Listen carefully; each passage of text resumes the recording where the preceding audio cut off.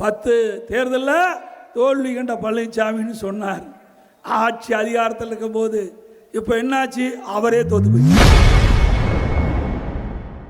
நேற்று அதிமுக நிகழ்ச்சியில் பேசிய பொதுச் செயலாளர் எடப்பாடி பழனிசாமி திமுக தலைவர் ஸ்டாலினை கடுமையாக விமர்சனம் செய்துள்ளார். அடிக்கடி பேசுவார். எடப்பாடி பழனிசாமி 10 சட்டமன்ற தேர்தலில் தோல்வி கண்ட பழனிசாமி, 10 தேர்தலில் தோல்வி கண்ட பழனிசாமின்னு சொன்னார். ஆட்சி அதிகாரத்தில் இருக்கும்போது இப்போ என்னாச்சு? அவரே தோத்து போயிட்டார். ஆட்சி அதிகாரம் இருக்கும்போது ஜாக்கிரதையா பேச வேணும். ஆட்சி இருக்கும்போது தலைகால் புரியாமல் பேசக்கூடாது. ஆக ஆட்சி அதிகாரம் வரும்போது பணி வர வேண்டும். டிவிகே தலைவர் அவர்களே, டிவிகே கட்சி சேர்ந்த நிர்வாகிகளே அடக்கி வாசிங்க. இல்லைன்னா உங்களுக்கு இப்படிப்பட்ட நிலைமை ஒரு காலத்திலே வரும்.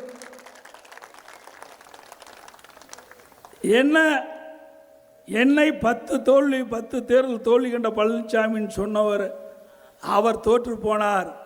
உங்களால் எடப்பாடி சட்டமன்ற தொகுதி வாக்காளர் மக்களால் 98,000 வாக்குகள் அதிகம் பெற்று தமிழ்நாட்டிலேயே அதிக வாக்கு வித்தியாசத்திலே வெற்றி பெற்ற சட்டமன்ற உறுப்பினர் என்ற பெருமையை நீங்கள் தேடி தந்திருக்கிறீங்க.